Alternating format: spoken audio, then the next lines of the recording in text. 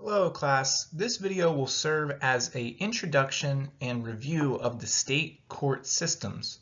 So remember, in the United States we have a dual court system. That means that we have a federal court system and also a state court system. This video will look at the state court system.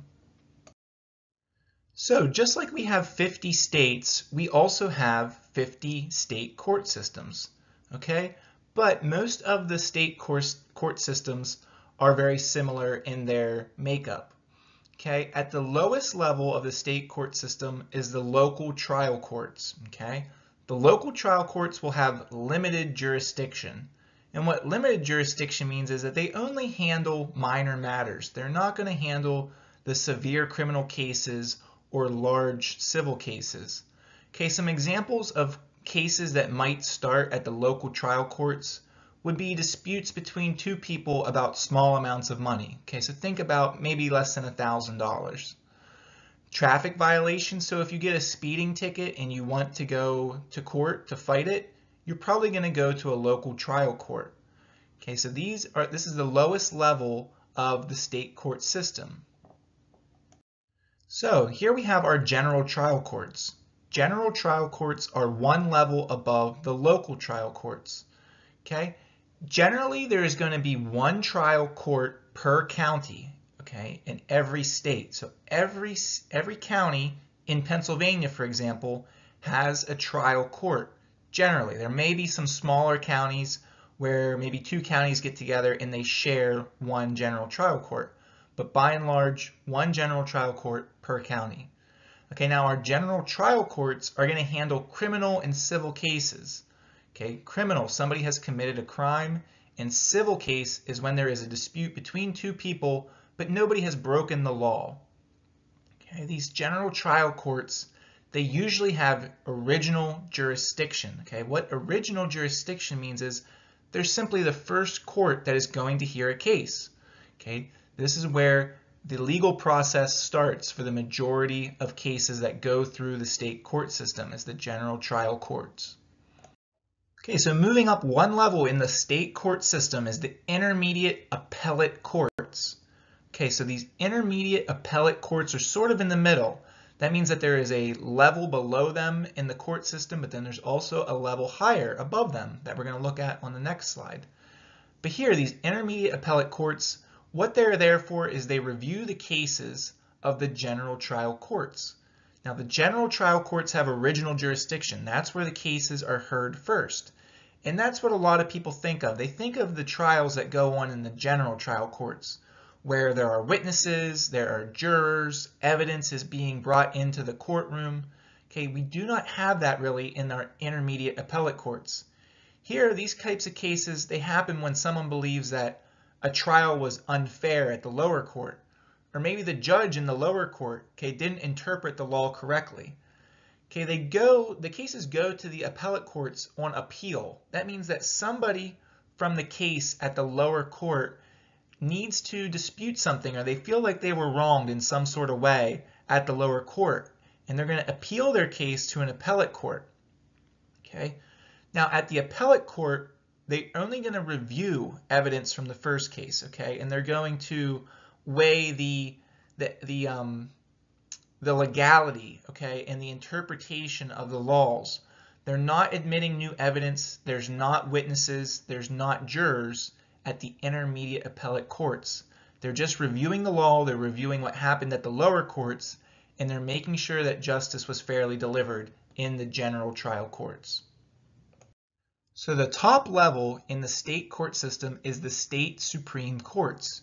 Just like we have a U.S. Supreme Court that is the head court of the federal court system, so too do we have that in our state court systems. Okay, now state Supreme Courts, much like the appellate courts, they're only going to review the interpretation and application of the law by the lower courts. There are no witnesses. There's no evidence coming into play. There's no jurors. Okay, all they're doing is they're looking at what the lower court did when they interpreted and applied the law to the case and making sure that the law was interpreted and applied correctly. Okay, so appeals from the state Supreme Courts. So if your case works the whole way up to the state Supreme Court and you still want to appeal it, you can make a request for an appeal, and the court that will hear that appeal is the U.S. Supreme Court. Okay, not many cases make their way to the U.S. Supreme Court. It's very unlikely that this would happen, but that is the process that the legal system uses. Okay guys, so on this slide we have the Pennsylvania court system. So this is a video on the state court systems. It only makes sense that we would look at Pennsylvania courts because we live in Pennsylvania. Okay, so our local trial courts, what we call those in Pennsylvania are our minor courts. Okay, they perform those preliminary hearings. They set some bails.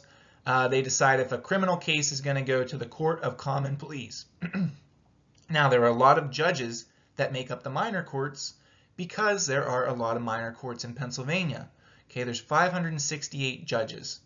Okay, so it's important to remember that the local trial courts in Pennsylvania we call minor courts. Now, if we move one up on the pyramid here to the next level, we have our general trial courts. Okay, so in Pennsylvania, we call those general trial courts courts of common pleas.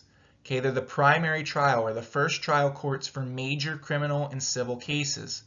Here, there's not quite as many of those courtrooms, so there's less judges. We have 451 judges in our courts of common pleas. Okay, so now we're up to our intermediate appellate courts, the next level in the pyramid here. So we have two types of intermediate appellate courts in Pennsylvania. We have the Superior Court and we have the Commonwealth Court. Okay, the Commonwealth Court, they only hear government cases. Okay, so it has to be a case involving the government in order to go to the Commonwealth Court.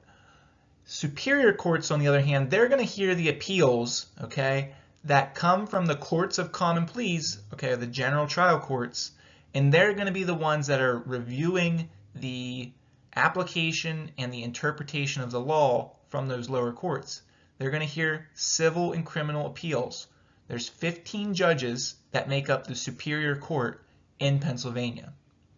Okay, at the very top of our pyramid, we have our state Supreme Court, the Pennsylvania Supreme Court. It's the highest appellate court in the state. There's only one, and there are 7 justices that make up that Supreme Court. Okay, so this is a good visual illustration of our court system in Pennsylvania. It's important that you have a basic understanding of this. You are a resident of Pennsylvania. You want to understand how cases move through our state. You never know when you may become part of the legal system. So the final slide in here is a special type of court. It's juvenile courts. Okay, some of the rules that apply to our general trial courts and our appellate courts, they don't apply to our juvenile courts. Juvenile courts, they're going to deal with minors, okay? And when we say the word minor, what we're talking about is somebody who generally is under 18 years old, okay? They would go to juvenile court if they've broken the law or if they need protection that the state can provide them, okay? So people oftentimes think of juvenile courts and they think that the person has broken the law automatically. That's not always the case. Sometimes the minor needs protection of the state. Maybe they're in an abusive home, or they don't have anybody to care for them and they need the protection of the state. They would go to juvenile court to get what they need. Okay, juvenile court rulings are sealed. So what that means is people in the public, the general public, can't see what's going on in this court case, okay? Generally, the public is entitled to see how a court ruled. It's public knowledge, but not in juvenile courts, okay? It's to protect the minors from people maybe discriminating against them later on because they have a criminal record.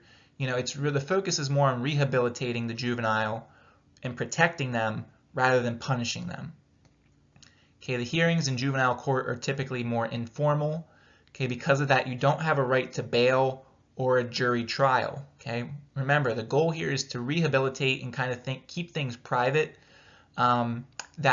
So a jury trial wouldn't help us in that process. Finally, courts have to have proof beyond a reasonable doubt to convict children as adults. Okay, so there's going to have to be a lot of evidence against you that you committed a crime in order for there to be a conviction of minors.